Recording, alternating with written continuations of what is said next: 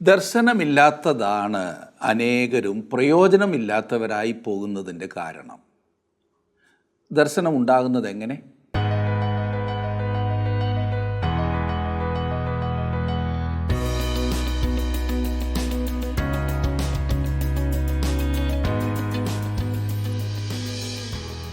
ഈ 60 വയസ്സ് കഴിഞ്ഞാൽ അനങ്ങരുത് എന്നാണ് പലരും ചിന്തിക്കുന്നത്. അതുകൊണ്ടെന്നാ വിലപ്പെട്ട ഒരുപാട് അനുഭവങ്ങൾ ആർക്കും പ്രയോജനപ്പെടാതെ നഷ്ടപ്പെടുത്തി കളയുന്നവരാണ് ഏറെയും ഈ 60 കഴിഞ്ഞവർ.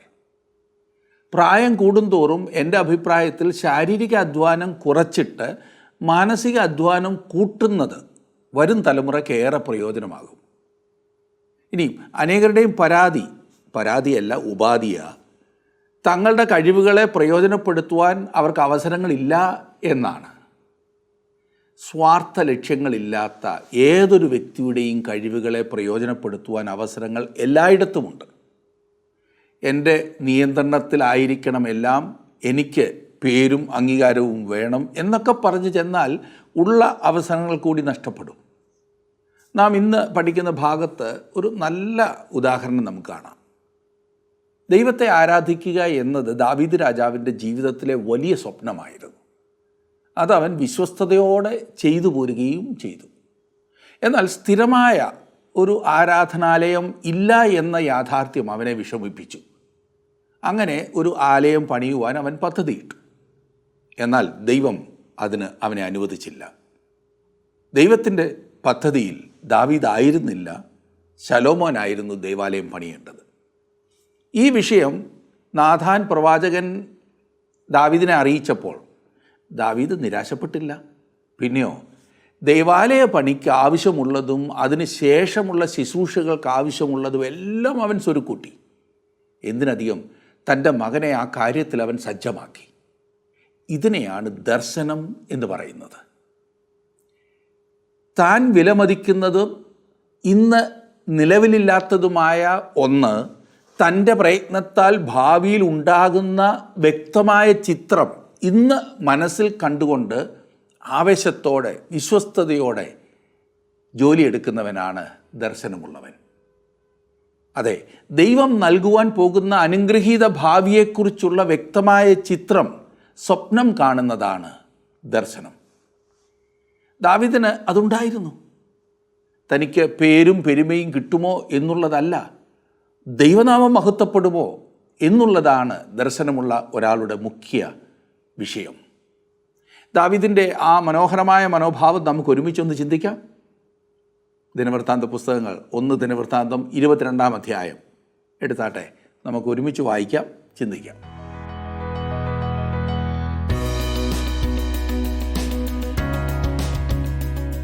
ദേവാലയം പണിയുന്നതിനു വേണ്ടി ദാവീദ് തയ്യാറെടുക്കുന്നതായി 22 മുതൽ 29 വരെയുള്ള അധ്യായങ്ങളിൽ നമുക്ക് കാണുവാൻ കഴിയും. എന്നാൽ ദേവാലയം പണിയുന്നതിന് ദൈവം ദാവീദിനെ അനുവദിക്കുന്നില്ല എന്ന് നാം കാണും. ദിനവൃത്താന്ത പുസ്തകങ്ങളിൽ ദൈവീക വീക്ഷണമാണ് നമുക്ക് ലഭിക്കുന്നത് എന്ന കാര്യം വീണ്ടും ഞാൻ ഓർപ്പിക്കുവാൻ ആഗ്രഹിക്കുന്നു.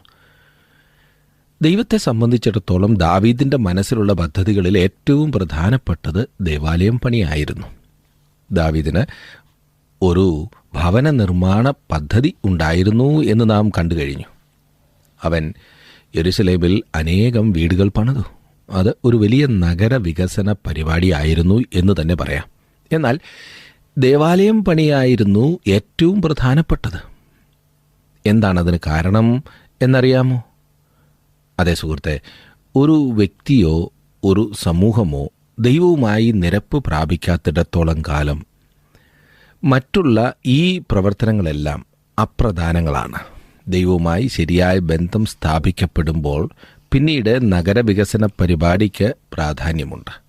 അപ്പോൾ വിശക്കുന്നവർക്ക് ആഹാരം കൊടുക്കുന്ന പരിപാടി അർത്ഥവത്തായിത്തീരുന്നു. സാമൂഹ്യ സേവനം പ്രയോജനമാകുന്നത് ദൈവവുമായുള്ള ബന്ധം നേരെ ആകുമ്പോഴാണ്. ഒന്നാമതായി ആത്മീയമായ കാര്യങ്ങൾ ക്രമപ്പെടുത്തേണ്ടത് ആവശ്യമത്രേ. എന്നാൽ പലരും ഇന്ന് നേരെ മറിച്ചല്ല ചിന്തിക്കുന്നത്.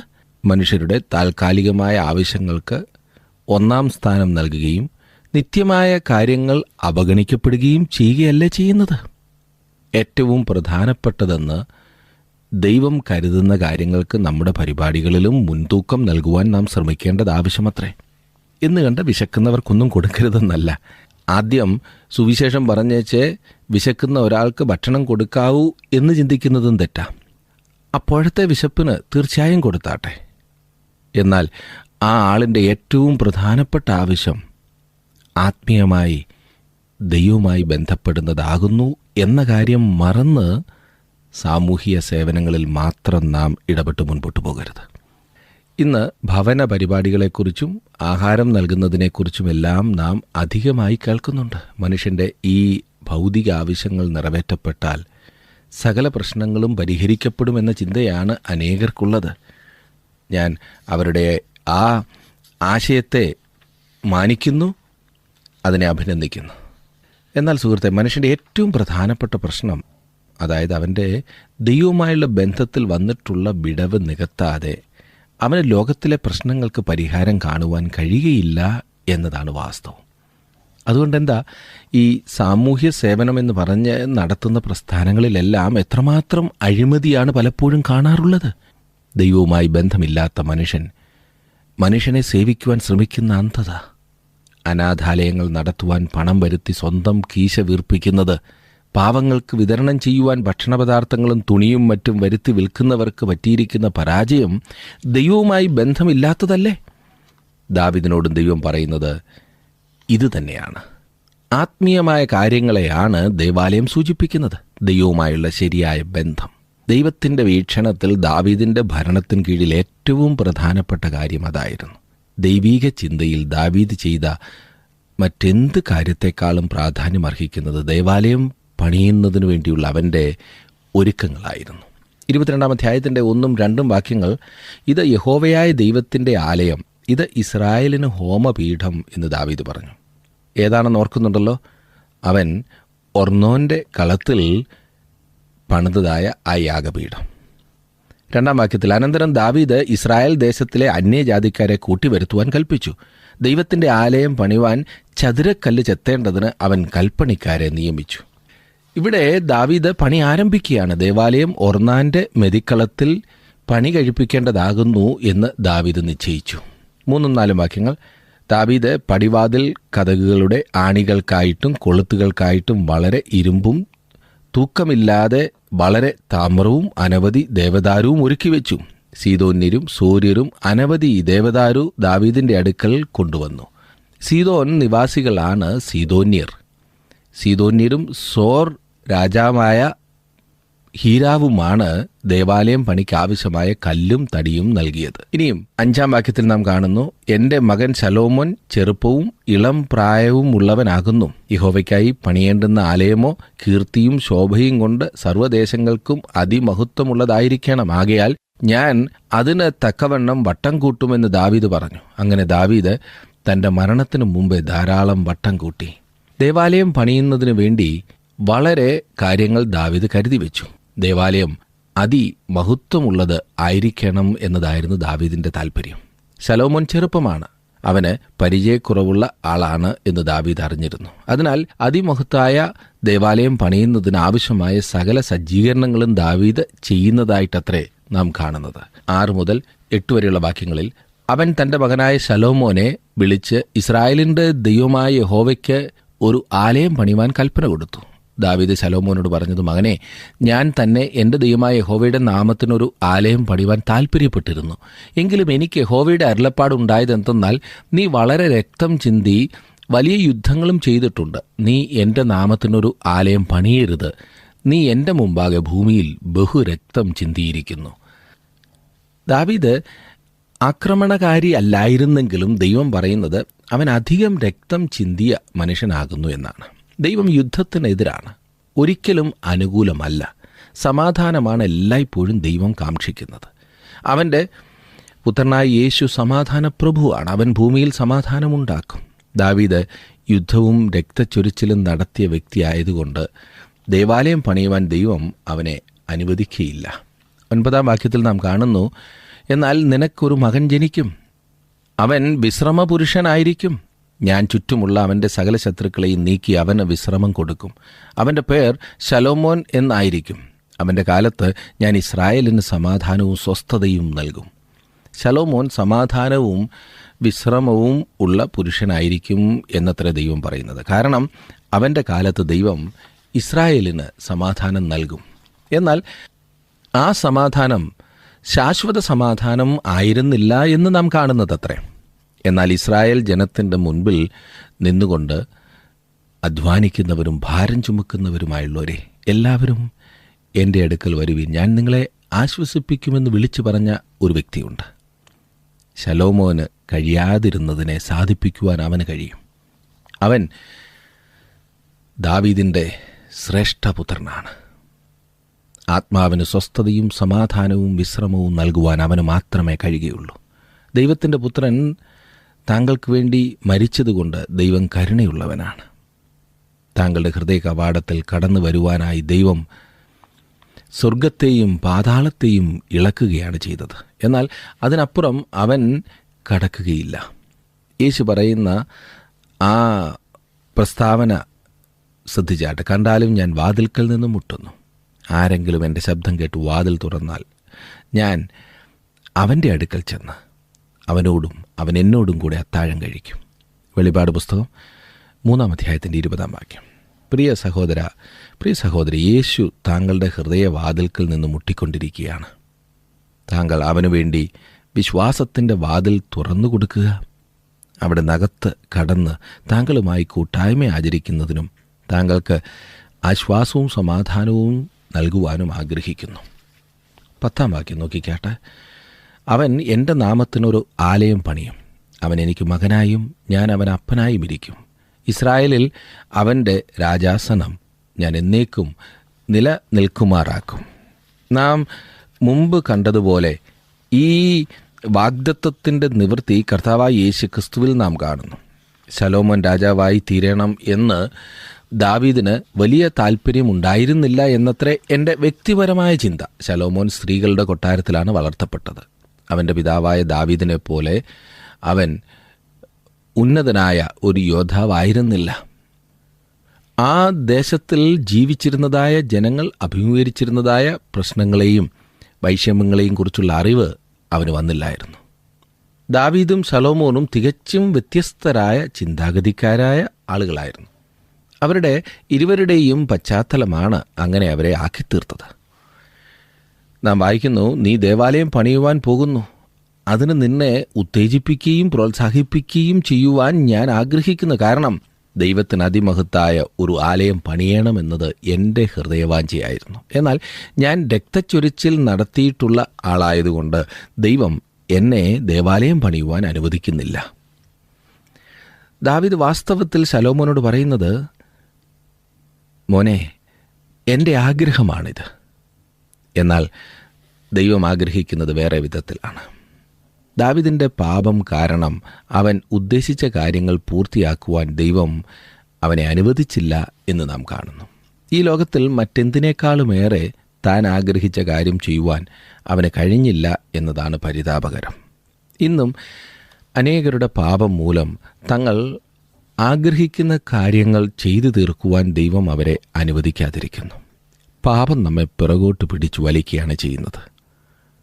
അത് ദാവീദിനെയും പിറകോട്ട് വലിച്ചിഴയ്ക്കുന്നതായി നാം കാണുന്നു. താങ്കളുടെ വിലപ്പെട്ട നിർദ്ദേശങ്ങളും അഭിപ്രായങ്ങളും പ്രാർത്ഥനാ വിഷയങ്ങളും ഇന്ന് തന്നെ ഞങ്ങളെ വിളിച്ചറിയിക്കുക. വിളിക്കേണ്ട നമ്പർ 8281384455.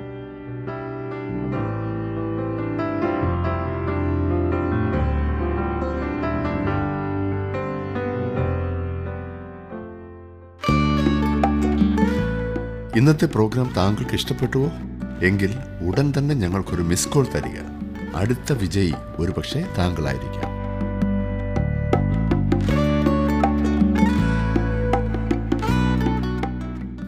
പതിനൊന്നാം വാക്യത്തിലേക്ക് വരുമ്പോൾ നാം അവിടെ കാണുന്നു, ആകയാൽ എൻ്റെ മകനെ, യഹോവ നിന്നോടുകൂടെ ഇരിക്കുമാറാകട്ടെ.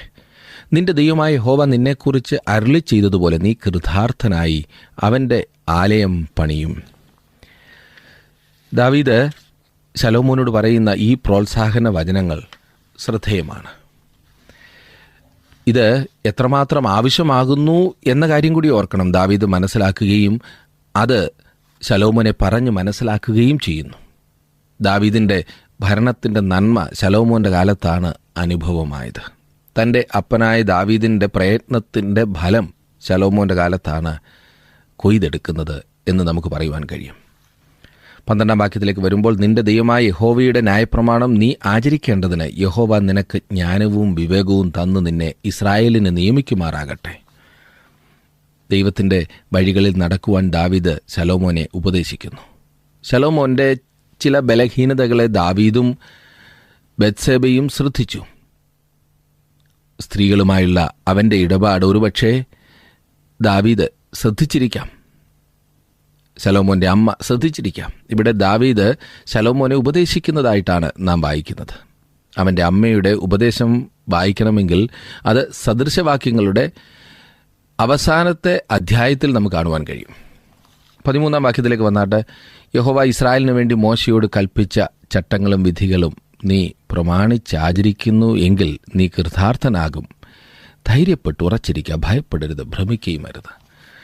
ശലോമോൻ നിരാശനായി തീരുമെന്ന കാര്യം ദാവീദിന് അറിയാമായിരുന്നു. അതുകൊണ്ട് ധൈര്യപ്പെട്ട് ഉറച്ചിരിക്കുവാനും ഭയമില്ലാത്തവനായി പുരുഷത്വം കാണിക്കുവാനും ദാവീദ് ശലോമോനോട് പറയുന്നു.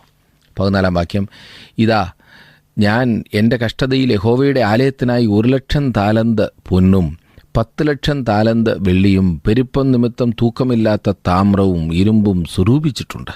മരവും കല്ലും കൂടെ ഞാൻ ഒരുക്കി വച്ചിരിക്കുന്നു. നിനക്കിനിയും അതിനോട് ചേർത്ത് കൊള്ളാമല്ലോ. ഈ ദേവാലയം പണിയുന്ന കാര്യത്തിൽ ഒട്ടും പിശുക്ക് കാണിക്കേണ്ട ആവശ്യമില്ല എന്ന് ദാവീദ് ശലോമോനോട് പറയുന്നു. ചിലവ് ചുരുക്കലിന് വേണ്ടി ശ്രമിക്കേണ്ട കാര്യമില്ല. സാധന സാമഗ്രികളുടെ കാര്യത്തിൽ യാതൊരു കുറവും ഉണ്ടായിരിക്കുകയില്ല. തൻ്റെ പ്രയത്നത്തിൻ്റെ ആ കാലയളവിൽ രാജ്യം കെട്ടിപ്പടുക്കുന്നതിന് താൻ ശ്രമിച്ചുകൊണ്ടിരുന്ന സമയത്ത് താൻ ദേവാലയത്തിന് ആവശ്യമായ സാധനങ്ങൾ ശേഖരിച്ചു വെച്ചു എന്നാണ് ദാവീദ് പറയുന്നത്. എത്രമാത്രം അവൻ ശ്രദ്ധാലുവായിരുന്നു എന്ന് നോക്കിക്കേ. അവൻ ചെയ്തത് ദൈവം ശ്രദ്ധിച്ചു. ദാവീദിൻ്റെ ഹൃദയ വാഞ്ച എന്തായിരുന്നു എന്ന കാര്യം ദൈവം കണ്ടു. അതുകൊണ്ടാണ് ദാവീദിനെക്കുറിച്ച് ദൈവത്തിൻ്റെ ഹൃദയപ്രകാരമുള്ള മനുഷ്യൻ എന്ന് പറയുന്നത്. ഈ വിധത്തിലുള്ള ഹൃദയ മനോഭാവമാണ് ദൈവം ആഗ്രഹിക്കുന്നത്. മറ്റെന്തിനേക്കാളും അധികം ആത്മീയ കാര്യങ്ങൾക്ക് വില കൽപ്പിക്കുന്നതിനെയാണ് ദൈവം മാനിക്കുകയും ആദരിക്കുകയും ചെയ്യുന്നത്. ആത്മീയ മൂല്യങ്ങൾക്ക് വില കൽപ്പിക്കുന്ന പ്രകൃതം. എന്നെ ശ്രദ്ധിക്കുന്ന പ്രിയ സഹോദര, പ്രിയ സഹോദരി, താങ്കളുടെ ജീവിതത്തിൻ്റെ യഥാർത്ഥ ലക്ഷ്യം എന്താണ്? താങ്കളുടെ താല്പര്യം എന്താകുന്നു? ഇന്ന് യുവതലമുറ ലക്ഷ്യബോധമില്ലാതെ മുൻപോട്ട് പോകുന്നു എന്ന് നാം പറഞ്ഞു കേൾക്കാറുണ്ട്. ക്രിസ്തീയ ആദർശമില്ലാത്ത സമൃദ്ധിയുടെ സാഹചര്യത്തിലാണ് അവർ വളർത്തപ്പെടുന്നത്. ശ്രേഷ്ഠമായതും നിലനിൽക്കുന്നതുമായതിനെക്കുറിച്ച് അവർക്ക് ഭവനങ്ങളിൽ പരിശീലനമോ ഉപദേശമോ ലഭിക്കുന്നില്ല. അതിനാർക്കാണ് സമയമുള്ളത്? എന്നാൽ അതേസമയം തന്നെ വഷളായതും ഒരിക്കലും അംഗീകരിക്കാൻ സാധിക്കാത്തതുമായ സകലവും ലഭ്യമായ ഒരു സാഹചര്യമാണ് അവർക്കുള്ളത്. തിരഞ്ഞെടുക്കേണ്ടത് അവരാകുന്നു എങ്കിൽ തന്നെ എന്ത് തിരഞ്ഞെടുക്കണമെന്ന് പറഞ്ഞു കൊടുക്കേണ്ടത് നാമല്ലേ? ജീവിതത്തിൻ്റെ ലക്ഷ്യമെന്താണ്? എന്തുകൊണ്ട് അനേക യുവാക്കൾ ജീവിതം അവസാനിപ്പിക്കുവാൻ ആഗ്രഹിക്കുന്നു? എന്തുകൊണ്ട് അവരിൽ പലരും ലോകത്തിൽ ലക്ഷ്യബോധമില്ലാതെ ചുറ്റിക്കറങ്ങുന്നു? അവരുടെ ഭവനങ്ങളിൽ വേണ്ട വിധം പരിശീലനം ലഭിക്കാത്തതാണ് കാരണം എന്നത്ര ഞാൻ വിശ്വസിക്കുന്നത്.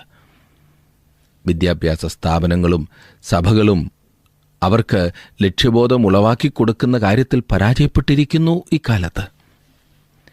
നമ്മുടെ ശ്രദ്ധ മുഴുവനും മറ്റെവിടെയോ ആയിപ്പോയി.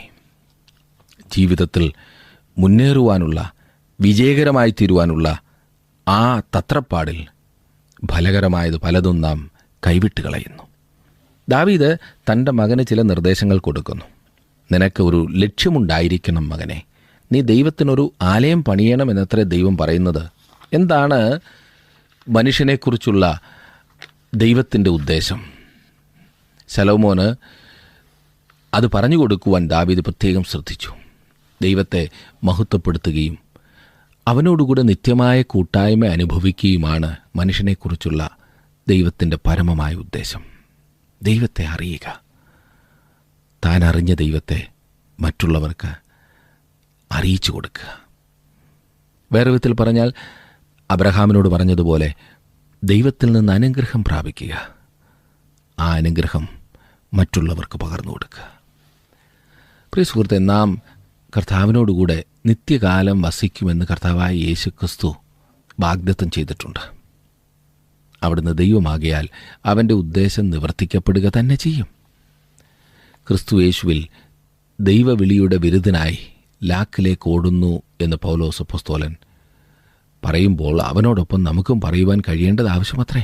ദാവീദിൻ്റെ ഹൃദയത്തിൽ ശ്രേഷ്ഠവും ഉന്നതവുമായ ചിന്തയുണ്ടായിരുന്നതുകൊണ്ട് ദാവീദിനെക്കുറിച്ച് ദൈവത്തിൻ്റെ ഹൃദയപ്രകാരമുള്ള മനുഷ്യൻ എന്ന് പറഞ്ഞിരിക്കുന്നു. നിങ്ങൾ എന്നോടൊപ്പം 15 മുതൽ വാക്യങ്ങൾ കൂടി നോക്കിക്കാട്ടെ. നിന്റെ സ്വാധീനത്തിൽ കല്ലുവെട്ടുകാർ, കൽപ്പണിക്കാർ, ആശാരികൾ എന്നിങ്ങനെ അനവധി പണിക്കാരും സകലവിധ കൗശലപ്പണിക്കാരുമുണ്ടല്ലോ. പൊന്ന്, വെള്ളി, താമ്രം, ഇരുമ്പ് എന്നിവ ധാരാളമുണ്ട്. ഉത്സാഹിച്ച് പ്രവർത്തിച്ചു കൊള്ളുക, യഹോവ നിന്നോടുകൂടെ ഇരിക്കുമാറാകട്ടെ.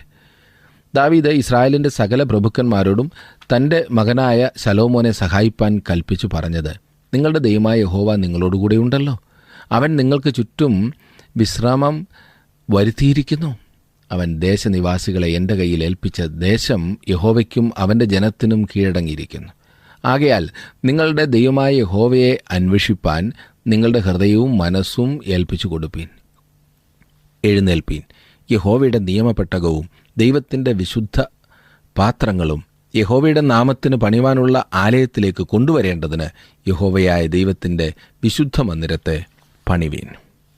യെരുശലേമിലെ മൂപ്പന്മാരോടും ഈ പ്രവർത്തനത്തിൽ ഭാഗവാക്കുകളാകുവാൻ ദാവീദ് ആവശ്യപ്പെടുന്നു.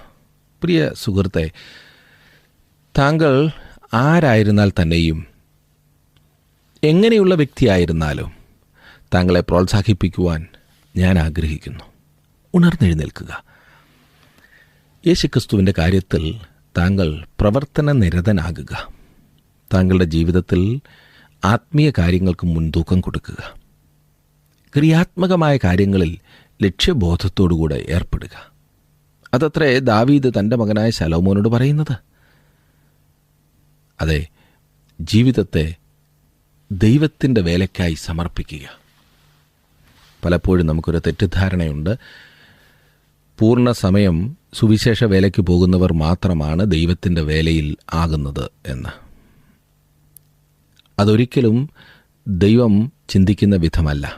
ദൈവവചനം അപ്രകാരമല്ല പറയുന്നത്. നമ്മെ ആക്കിയിരിക്കുന്ന സ്ഥാനങ്ങളിൽ, സ്വന്തം ഭവനത്തിൽ, അയൽപക്കത്ത്, ജോലിയിൽ, നാം ആയിരിക്കുന്ന സാഹചര്യത്തിൽ മറ്റുള്ളവർക്കൊരു അനുഗ്രഹമാകുവാൻ ദൈവം നമ്മെക്കുറിച്ച് ആഗ്രഹിക്കുന്നു.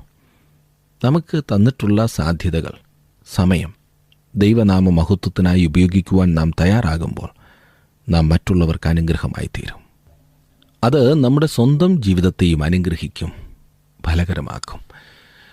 ദാവീദ് വളരെയധികം ആഗ്രഹിച്ചതാണ് തൻ്റെ കൈകൊണ്ട് ദേവാലയം പണിയണമെന്നുള്ളത്.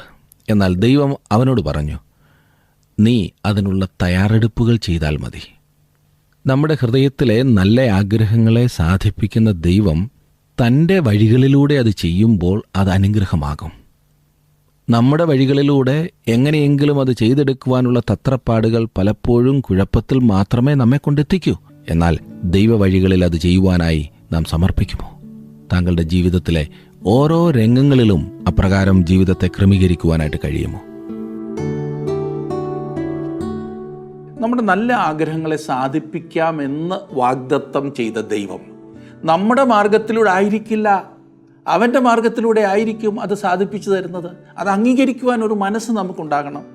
കാരണം ആരംഭത്തിൽ തന്നെ അവസാനം അറിയാവുന്നവൻ അവനാകുന്നു. അതുകൊണ്ട് അവൻ തീരുമാനിക്കട്ടെ എന്ന് നാം ഏൽപ്പിച്ചു കൊടുത്താൽ അതാണ് അനുഗ്രഹം, അതാണ് സന്തോഷം. ഇന്നത്തെ ഈ പഠനം നിങ്ങൾക്ക് പ്രയോജനകരമായിരുന്നു എന്ന് ഞാൻ വിശ്വസിക്കട്ടെ. ദൈവം നിങ്ങളെ ഈ വചനങ്ങളിലൂടെ കൂടുതൽ അനുഗ്രഹിക്കുവാൻ ഞാൻ പ്രാർത്ഥിക്കുന്നു. നമുക്ക് മറ്റൊരു വിഷയവുമായി അടുത്ത ക്ലാസ്സിൽ കാണാം.